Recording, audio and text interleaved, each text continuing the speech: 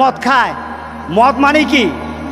যারা নেশার সাথে যারা জড়িত, সে যত বড় কিছু হোক, যত মর্যাদার হোক, আপনি নেশার সাথে জড়িত, আপনি নেশা খান, নেশা বিক্রি করেন, নেশার সাথে কোনোভাবে জড়িত, আপনার জন্য আল্লাহ রাসূল বলতেছেন জান্নাতের দরজা তোমার জন্য বন্ধ। আছে কিনা সমাজে? নেশাখোর আছে, নেশার ব্যবসায়ী কেউ আছে, রাসূল বলতেছেন তারা জান্নাতে যাবে না, সে যত বড় আল্লাহর ওলি হোক।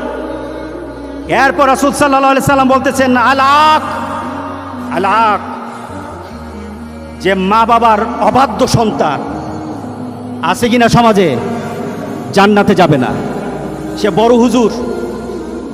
বড় হুজুর কিন্তু মা বাবার সাথে খারাপ ব্যবহার করেছে। সে বড় দাতা, মা বাবার সাথে খারাপ ব্যবহার করেছে। রাসূল সাল্লাল্লাহু আলাইহি সাল্লাম বলতেছেন তার জন্য জান্নাতের দরজাটা বন্ধ থাকবে, জান্নাতে সে যেতে পারবে না, জান্নাতে যেতে পারবে না। বিশ্বাস হয় কিনা বলেন? কেন বিশ্বাস হবে? জান্নাতটা সত্য, সত্য না? দুজক সত্য, কোরআন সত্য, মুহাম্মদ সাল্লাল্লাহু আলাইহি সাল্লামের কথা সত্য।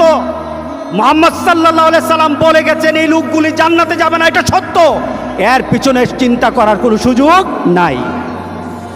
এই সমাজের মধ্যে মা বাবার সাথে খারাপ ব্যবহার করার মতো ছেলে পেলে অনেক বেশি, যারা মা বাবাকে মা বাবা মনে করে না, মা বাবাকে ওই ধরনের আচরণ করে না যে আচরণের কারণে মা বাবা সন্তুষ্ট হবে। আর রাসূল সাল্লাল্লাহু আলাইহি সাল্লাম বলেছেন যে সন্তানের উপর মা বাবা সন্তুষ্ট, ওই সন্তানের উপর স্বয়ং আল্লাহ সন্তুষ্ট।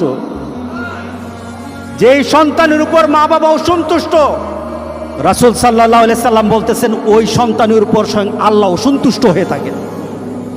আছে কিনা সমাজে? আছে।